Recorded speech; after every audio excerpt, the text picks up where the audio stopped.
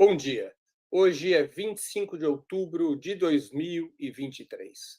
Está começando mais uma edição do programa 20 Minutos. O Estado de Israel ataca incessantemente os palestinos da Faixa de Gaza. Milhares de mortos, a maioria civis, especialmente mulheres e crianças. Para o governo de Benjamin Netanyahu e seus aliados, a guerra declarada pelos israelenses seria uma resposta à ação armada realizada pelo Hamas no dia 7 de outubro contra alvos militares e civis, que levou à morte de 1.300 israelenses, segundo fontes do próprio governo de Tel Aviv.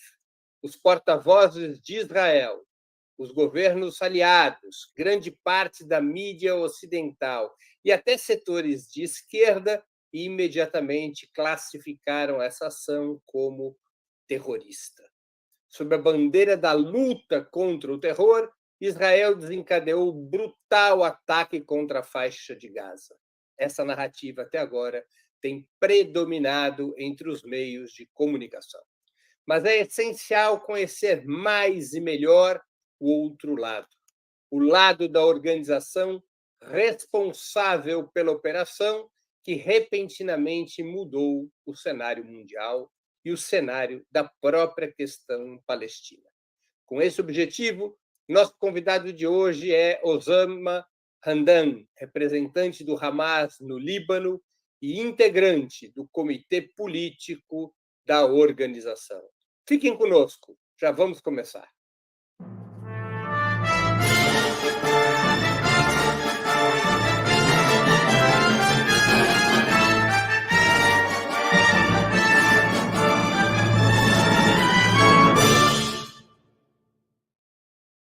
Good morning, Mr. Hamdan. Thank you very much for accepting our invitation. An honor to have your presence on our 20 Minutes show. Thank you very much. I'm glad to be with you. Mr. Hamdan, when was Hamas born? With what objectives? And how could we characterize its ideology? Thank you for this question. Hamas was born 1987, and that happened after the failure of the Palestinian resistance, PLO, in Lebanon, 1982. And it was clear that the Israelis thought for a while that they won the fight against the Palestinians. So Hamas was born with the Intifada, and it joined the Palestinian struggle from 1987 up till now. Hamas believes that we don't have any problem with any nation. We have only the problem with the occupation. We don't have any problem with anyone regarding to his religion. We have the problem with the Israelis because they are occupiers, not because they are Jews or any other religion. We believe that our nation has lived peacefully up to 1917, when Palestine was occupied by British Kingdom at that time, and then they delivered a state on the Palestinian lands for the Israelis 1948. And from that day to now, the Palestinian nation is suffering from the occupation. The Palestinian nation is suffering from the Israeli occupation in direct way. And the Palestinians have all the time resisted the occupation. Our aim and goal is the national Palestinian goal to liberate the Palestinian lands, build a Palestinian independent sovereign state for all the Palestinians on the Palestinian lands and its capital, Jerusalem. This is our aim as Hamas, which is the same goal for the Palestinian nation. Which is the main difference with Hamas and Fatah from the Palestinian Authority? Well, we have some differences on our political views, how to make an end for the occupation. They have resisted the occupation in the 70s and the 80s of the last century. And then they believe that they have to negotiate the occupation for the independence of the Palestinians. They went to Oslo, they signed an agreement in 1993.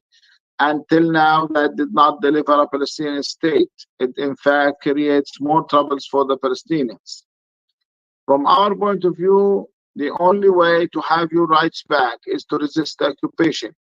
That doesn't mean you don't have to do the needed job in politics, but it shows that you have to resist until the occupier understand exactly and clearly that he will not win the fight and he will pay price more than being an occupation.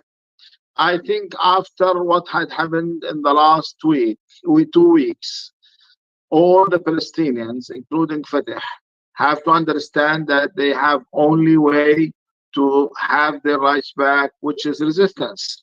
I believe it's more clear than before, and I think we are going soon to be a united nation against the occupation.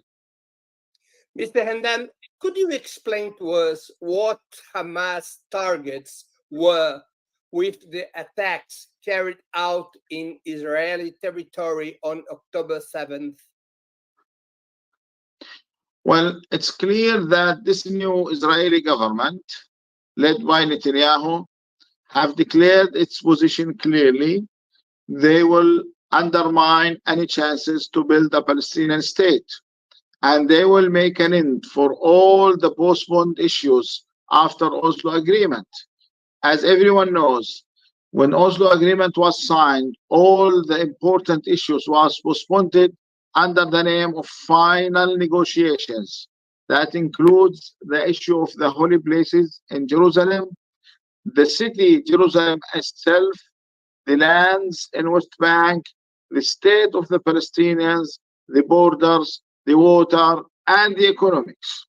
So this government has a clear program, was announced as a program in the Knesset, the Parliament of Israel, that they will take over the most important holy places, Al-Aqsa Mosque, and they will work in the upcoming years to Judaize the city, the holy city, the old cities, mostly from the Arab, Muslim, and Christian population. They want to remove it and to replace it by people who came from everywhere as Israelis. And they start a program for building more new settlements in West Bank, and they will take, according to that, over 60% of the Palestinian lands in West Bank. This will not allow any chance for a Palestinian state, and they want to bring 1 million people from outside to live in West Bank. And they will continue putting Gaza under the siege, and they will make harsh actions against the people who are in the jails. According to the political contacts, we warned everyone that this will create more troubles. It will not be helpful for the stability in the region. No one listened. The Israelis continued that. So there was a militant action for two things. First, to show the world that the Palestinian cause is not over.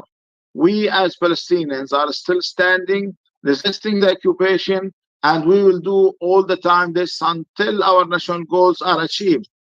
The second issue, we have to bring this struggle to the first point. Some people, mainly the Israelis, try to say that this fight is because those Palestinians don't believe in peace, or those Palestinians cannot understand how it will be useful or beneficial for them to live. So we have said clearly that the ugly face of the occupation has to be uncovered. And I think everyone saw this occupation army, how he acts when he faces the resistance. And because they are cowards, and because they are acting like this, they have killed more than 6,000 civilians till now in 14 days. 65% of them are women and children. The state of Israel and other countries denounced the attacks organized by Hamas as terrorist actions. Do you think it's legitimate, even in a liberation war, to attack civilian targets, including women and children? Well, it's the Israeli propaganda, and we are used to that, so we don't buy this story. I want to tell you this. Let's talk about some facts. Israel declared that more than 1,500 were killed, and they start announcing the names. The attacks were committed against the Israeli soldiers and army, the Gaza Brigade. They declared around 600 names. Out of them, 310 Israeli soldiers and officers, 76 of them police, 32 of them guards for the settlements. So you are talking about more than 400 of them, they were militants. And then they stopped declaring the names. Can anyone answer why? Because if they continue declaring the names, everyone in the international community all over the world will discover that more than 80% of them, they were militants at their duty. And then you can check for the others if they were in the reserve.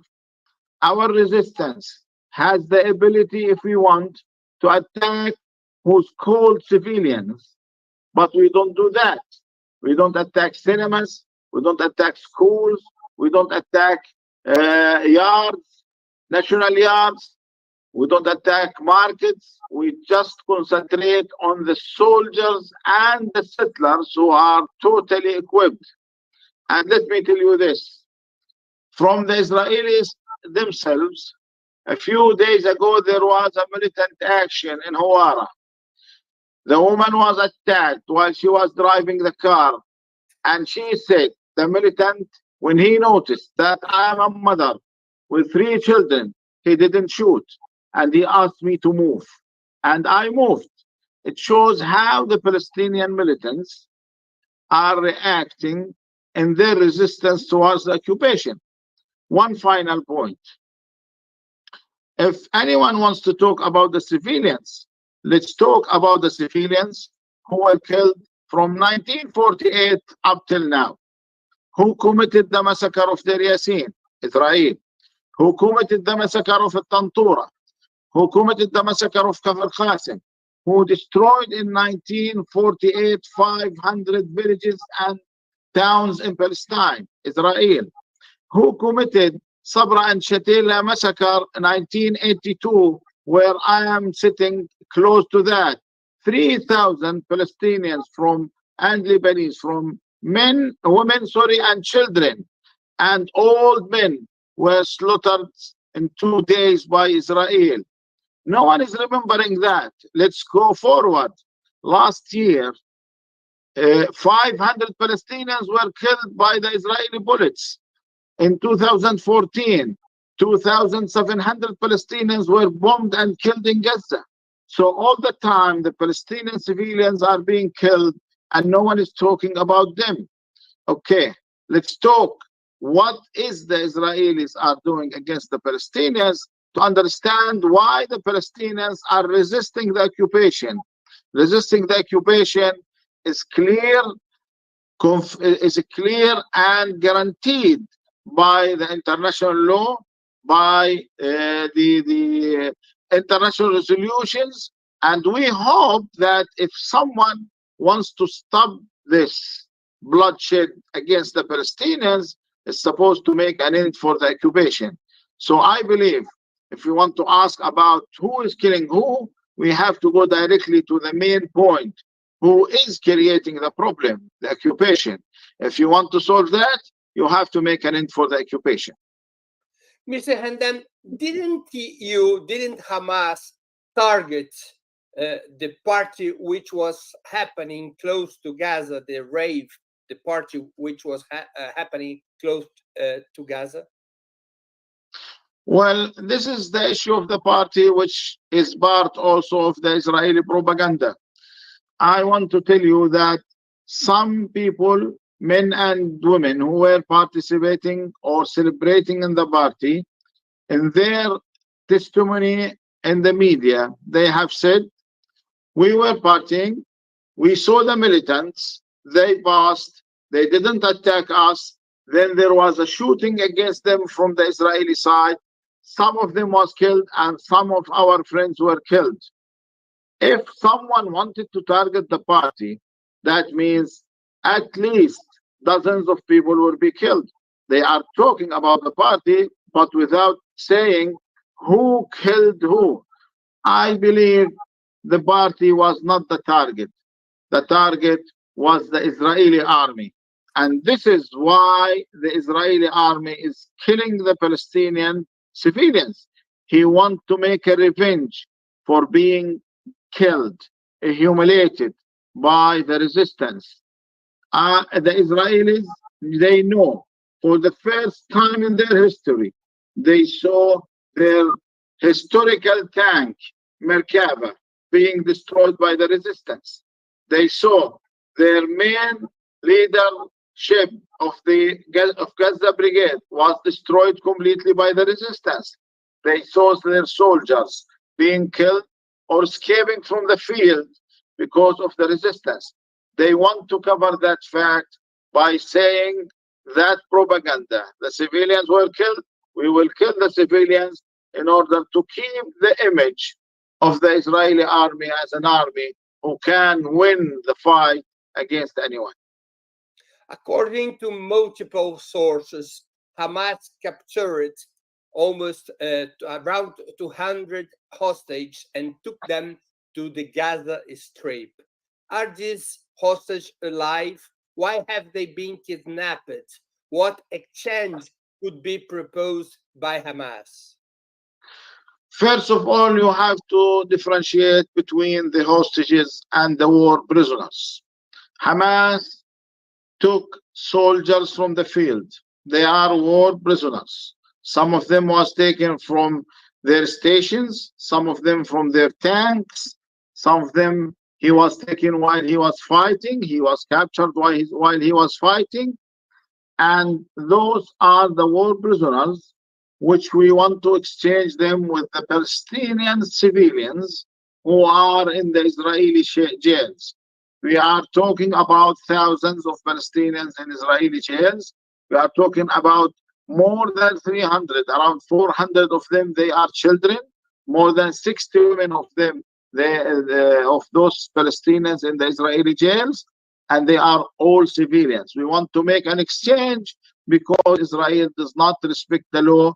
They keep arresting our people, torturing them, putting them in the jails for decades. We have prisoners in the jails for 40 years, 35 years. We have more than 500 Palestinians who spent more than 27 years in their jails. Nelson Mandela, he was an icon in South Africa. He was jailed 27 years only. So we have more than this in the Israeli jails, and we want to free our people. The other issue, there was some people who were taken by Palestinians, not by Hamas, as civilians. We declared a clear position. We don't know exactly the number. We don't know exactly the citizenships, but we will do our best after the war is over to make all the possible efforts to let them go safe home. This is what we are saying, and this is what had happened yesterday. We found 2 Americans and we sent them back. We don't believe that we have any problem with any nation. In fact, we believe that all the nations, as people, I'm not talking about some governments, I'm talking about the people, even the people of the United States, they are supporting the Palestinians to have their rights back. So we have only problem with the occupation, and that occupation must be ended. Did Hamas calculate that Israel's military response would be this radical? Well, in fact, as Palestinians, we are used for that. As I mentioned before, Israel have killed in 2017 more than 2,700 Palestinians. Most of them, maybe 90% of them, they were women and children. Israel in 2021 they've killed more than 1,000 Palestinians. Last year, they killed more than 500 Palestinians. Well, they are used to do that, and we have to resist that. The problem that the international community, some of the people, the countries, mainly the United States, when a Palestinian is killed, they don't say anything. When Israel is being killed, they create a huge problem. Well, there was a journalist. Everyone knows about her. She is Shireen Abu Akleh. She's a Palestinian. She has the American citizenship too. She was shot to death by the Israeli soldiers. According to orders, Israel, for the first time, they've said she was shot by Palestinians. And then they've said, we don't know the source of the bullet. And then they have said she was in the middle of a shooting between the Palestinians and the Israelis. And all that was lies. And they did not say the fact, which is now known by everyone. She was shot to death. Where was the American administration? Where was the United States president when she was killed? No one heard anything from him or from his administration. It shows the people of Palestine how when Israel is killing the Palestinians, no one say anything. But when the Palestinians try to resist and to prevent Israel from killing them, everyone is shouting, blaming the Palestinians as if they want us just to be killed. It's just to be hunted by the Israelis, as we are supposed to be the people who are born to be killed, and the Israelis who are the nation which was born to kill everyone. Mr. Hamdan, the Netanyahu government clearly talks about destroying Hamas and all its infrastructure in the Gaza Strip. Do you believe that Hamas will be able to resist such a harsh offensive? Well, it's clear that they have done this before. They attacked Gaza several times. And each time they are saying that we want to destroy Hamas and to destroy the infrastructure of Hamas. Well, I have to tell you honestly, they cause a lot of damage every time. But this damage did not affect the presence of Hamas, did not affect the presence of the Palestinian people. In fact, it pushed the Palestinian to be more resistant against the occupation. It pushes them to believe that there is no way except the resistance. The people, those youths who are resisting the occupation those days, they were born after Oslo Agreement was signed, and they saw the real face of the Israelis, the lies of the Israelis, the undermining of the Palestinian hopes, the siege on the Palestinians. They saw all that, and they were in a position to make their choice, either to live under the occupation as slaves or to resist the occupation to live as a free nation. So they made this decision. This will happen after 10 years and after 20 years. This is happening for the last 7 decades. Each generation have the same conclusion. The occupation must be ended.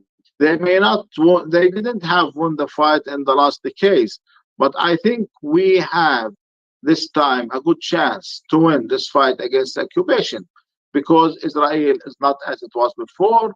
The support of the United States will not be continued. The world is changing. No one believes that Israel will continue living just fighting the Palestinians, because also other nations will not accept that to be continued. What are your expectations regarding the position of the Palestinian Authority and the parties that make up the PLO, Palestinian Liberation Organization, especially Fatah? Do you believe in a third intifada supported by Fatah? Well, I have to say that some of those organizations who was forming the PLO, they are also now resisting with us in Gaza, like the Palestinian the Palestinian Popular Front. and everyone knows that they are participating in the resistance with Islamic Jihad and Hamas. And I have to say, PLO was the representative of the Palestinians because they've resisted the occupation, and they announced that they will be honest to protect the dreams of the Palestinians. No one will survive in the Palestinian political arena unless he is in this position. So I believe we are close to have a third intifada. I believe we are close to have a Palestinian unity against the occupation, because everyone understands now, even Mahmoud Abbas, who's under a huge pressure from the United States and Israel, that there is a chance for the Palestinians this time. There is a good chance for them to have their independence and to have their rights if they were united and if they also continued the resistance against the occupation. Do you assess that other military forces could enter combat alongside Hamas, such as Hezbollah or even Syria and Iran? Well, I think all the options are opened. All the options are allowed. Israel is getting support from everywhere. So why not to have, as Palestinians, a support from other countries and other organizations? But that will be seen as a fact on the ground. No one knows how and when something may happen, but they have to believe that it will happen once. And when it happens, there will be no other choices for them. Because when it happens, it means that everyone believes that Israel is not a state. They are just a mafia acting like the Nazis, claiming that they have rights, using even the Jewish people to have their own project, and they don't care if those people were killed. How do you imagine Arabic countries will react to this situation, especially Saudi Arabia? The Arab countries, they have said clearly to Secretary of State, Mr. Biden, that the problem is Israel and the solution is to have a Palestinian state. Well, the Americans are not listening to that. They have to understand that this must happen. I think the position of the Arab countries is a good start. It's a start in the right direction. We have to build on that to unite the Arab position, supporting the resistance, supporting the Palestinian rights, supporting the Palestinians in their struggle against Israel to achieve their goal, the freedom from the occupation, building the Palestinian state, independent and sovereign state, with Al-Quds, Jerusalem, as a capital. What would be required for an immediate ceasefire between Hamas and the state of Israel, and the states of Israel, and the Hamas point of view? The first step is to stop the Israeli attacks against the Palestinians, including the offensive attack against Gaza, building settlements in West Bank, and trying to make changes in the situation of Jerusalem and Al-Aqsa Mosque. And this is supposed to be the first step. After that, everyone has to work to make an end for the occupation. Because if there was no end for the occupation, there will be no stability and no peace in the region. Hamas came to accept in 2006, after winning the elections for the Palestinian parliament, the two-state solution, one Jewish and the other Palestinian. Could you consider this hypothesis again? Well, Israel have destroyed this choice. Israel have destroyed the chances of having a Palestinian state. So our position is that we don't need to negotiate that. There is an international resolutions. There is a recognition on the international level for the Palestinian rights. So were to make Israel implement the international resolutions, leave the Palestinian occupied land, let the Palestinian people decide their future, and then an elected democratic Palestinian government will decide the next step, and we will respect either the results of the elections or the decision of this government. But on the long term, which is the solution showed by Hamas? One Palestinian state, Jews outside Palestinian, two states, a multinational state. Which is the solution Hamas shows in the long term? Well, when you talk about the end of the occupation, that doesn't mean that we are willing to kill the Jewish people. They have their own choice in their religion. The problem is that they are an occupation. If Israel as a state was dismantled and there was no more occupation, and the Palestinian people decide their future by themselves, they have their own self-determination. If someone wants to live under the rules and the laws of this independent sovereign Palestinian state, why not? But we will not accept an occupier to tell us that we have to live on our lands, in our homes, under his own laws and rules. Mr. Hamdan, what do you think is Netanyahu's target at this moment? Does he want to destroy Hamas, or does he want to occupy permanently Gaza Strip? I think Netanyahu wants to survive from going to jail. Everyone knows that he wanted to change the judicial system in Israel just to avoid the jail. And he wants to create a war just to avoid the jail. He believes that will make him as a hero, so he will be untouchable. I think what Netanyahu is doing now, he's taking Israel for a very serious situation, which no one knows what will be the consequences of that on the future of Israel. I think that someone have to tell Netanyahu, stop it. You are creating more problems than even solving one, because the Palestinians have to be freed. The occupation must be ended, and without that, you will make more troubles for the region, and at the end of the day, you will go for the jail as a corrupted person in the office. Which are your expectations about Russia and China roles in this situation, and also about what Brazil, which is now ruling the Security Council, about what Brazil could do to achieve peace in Palestine? Well, if we want to achieve peace, we have to go directly to make an end for the occupation. And I think there is a good chance to do that.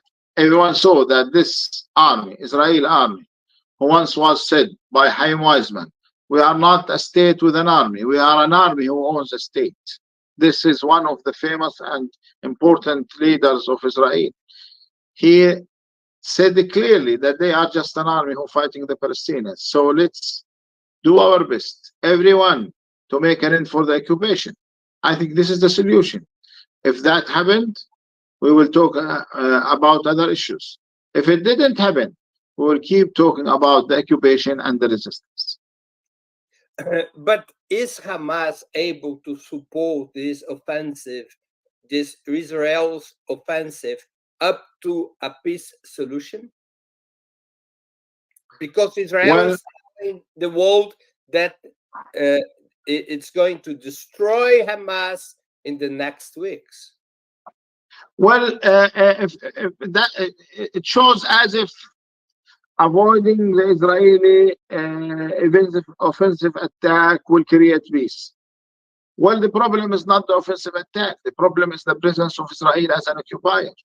The problem that the occupation is killing the Palestinians all the time. The problem that the Israelis are not allowing the Palestinians to have their rights back. The problem is the United States supporting Israel. They are not supporting the peace. They are not supporting the rights of the Palestinians. Whenever they start talking about peace, they start talking about Israel needs, Israel demands, Israel guarantees. But they don't ask the Palestinians what they want, the real owners of the land, the real owners of the country. They don't ask the Palestinians about their hopes, their dreams, what they want, what they are worried about. So I think the military operation will not create the peace for Israel. The military operation will create more troubles in the region.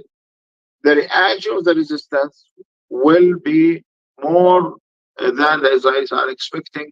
So why no one is trying to see that? Let's work together to make an end for the occupation. I'm not telling you that you are not seeing that. I'm talking about the international community, mainly the United States and Europe.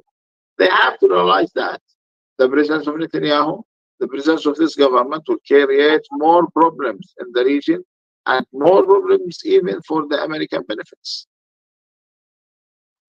Mr. Hamdan, in the last days, the Brazilian president, Lula, named Hamas action as terrorist.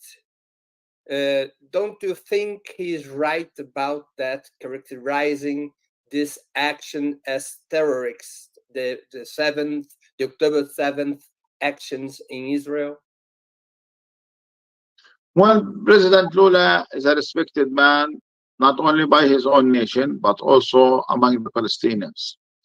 So I wish if he sent someone to ask Hamas why this happened and what did exactly happen, because I think this will give him a better information about that, and it will make the position more positive towards the Palestinians as it was all the time. Mr. Hamdan, I would like to thank you very much for your time and for this conversation of great interest to our audience and to our country. Thank you for the opportunity you gave to our viewers and to me. Thank you very much. Feel free to call me whenever you want. My regards for the Brazilian people who have supported the Palestinian cause, and I hope that they will continue their support until the Palestinian people achieve their national goals in the liberation and building their own independent sovereign state with the capital of Al-Quds, Jerusalem. Thank you. Thank you. Thank you very much, Mr. Hamdan. Agradeço também a todos e todas que assistiram a esse programa, em especial aqueles e aquelas que puderam fazer contribuições financeiras ao nosso site e ao canal de Ópera Mundi no YouTube. Sem vocês, nosso trabalho não seria possível e não faria sentido. Um grande abraço a todos e a todas.